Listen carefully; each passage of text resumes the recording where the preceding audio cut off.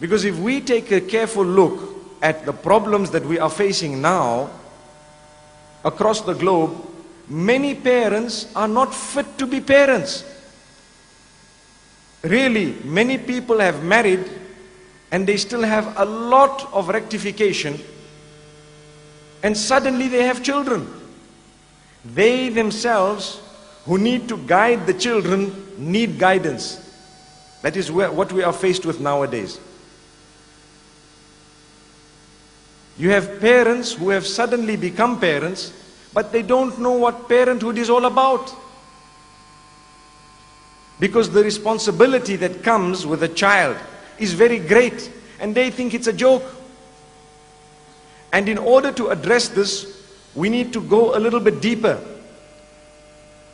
to resolve the matters and between the children and the parents, and to try and give the children the best of upbringings. We need to know that the husband and wife themselves need to have a sense of responsibility, and that sense of maturity and responsibility will only come when you are disciplined, when you are strict on yourself. So many times you have young boys, I'm not so sure of the girls, but I can talk for the boys. You have young boys who have their friends, they sit with their friends up to 12 at night and 2 in the morning. Then a few years later, they get married. And when they get married, they still find themselves making the same time for their friends. That is prohibited, completely prohibited. How can a person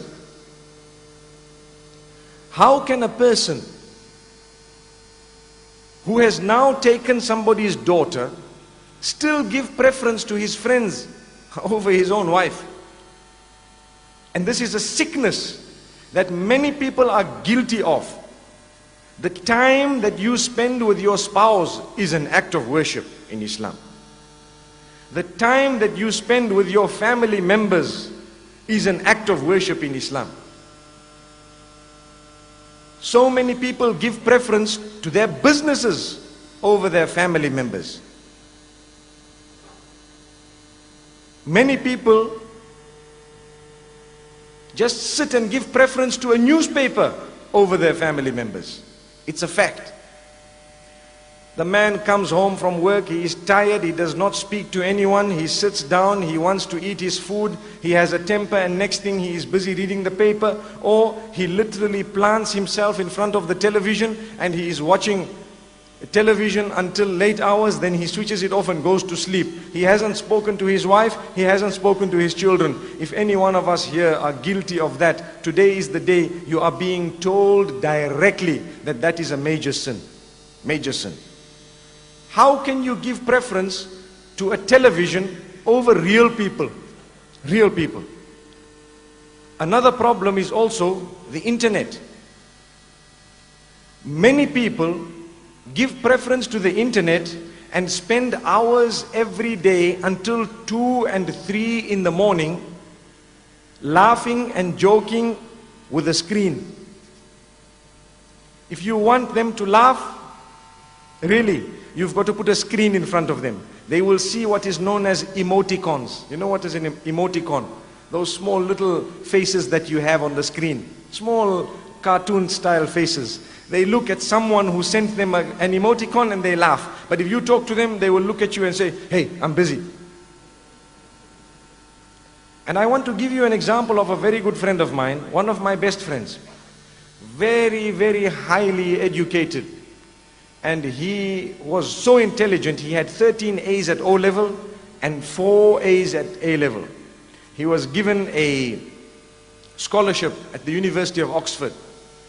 Some years later, I met him. I told him, tell me, what has Allah done with you? Meaning, what has happened in your life? He tells me, "Brother, I gave up the internet." I said, "That doesn't make sense." I asked him about himself and he's just telling me, "I gave up the internet." So I said, "What do you mean?" He said, "That is the biggest single achievement of my life." And I was confused. This was a few years back. when the internet was still something new. Now he told me he became a doctor. He actually became a psychiatrist later. He specialized. He told me, you know what happened to me? I was married and I was addicted to the internet.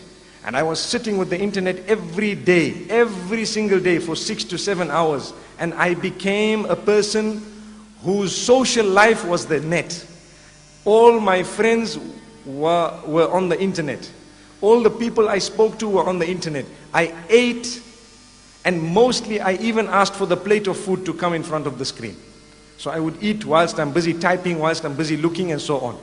And he says, I lost my wife, in the sense that she left him. She deserted him after some time. Why? Because if you are not going to give due attention to your wife, who do you want her to get that from? That's a question. Many people are guilty of not spending lighter moments even with their own wives. Where do they want that wife to go and get that from? It is true, and we need to talk about it, because so many women are suffering in silence. It's a fact of life. They are too embarrassed to mention what is going on. And that is the beginning of the problem. Imagine the children that come out of such a relationship. What warped upbringing will they have?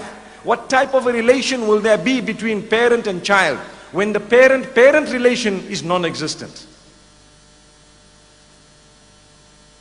So many people are guilty of not understanding that they have taken someone's daughter with the name of Allah. When we are officiating a nikah, you and I know that there are certain verses that are read. I'm sure you all know those verses. All of those verses have the consciousness of Allah mentioned in them.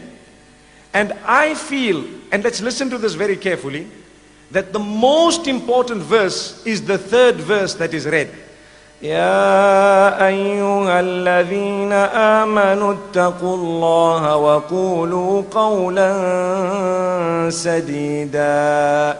O you who believe, be conscious of your Rabb, be conscious of your Creator, be conscious of Allah subhanahu wa ta'ala, and only utter that which is upright, that which is straight, that which is full of happiness, that which is full of contentment, that which is full of truthfulness, that which is away from falsehood, that which is away from deception, that which is not vulgar at all. That is the meaning of the term sadidan. Sadid means that which is straight. It will result in all forms of goodness, and it will keep you away from all forms of bad and evil.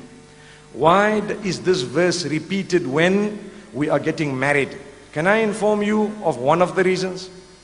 One of the reasons is that, do you know that 90% of your problems are caused by the tongue? 90% of any human being's problems are caused by the tongue. So Allah is saying, watch out, be careful how you use that tongue of yours, especially in marriage. The question I have, how many of us utter words to make our spouses feel good?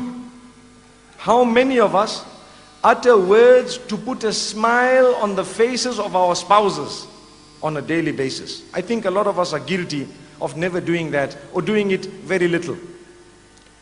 Every single day it would be an act of worship for myself and yourselves to say a few words to make your spouse smile, both male and female. An act of worship. If we don't do that, we will have a hollow society. Outwardly, everything seems to be okay. Inside, nothing is okay. And people are suffering in silence. Why do we need people to suffer in silence? We don't. No one needs to suffer.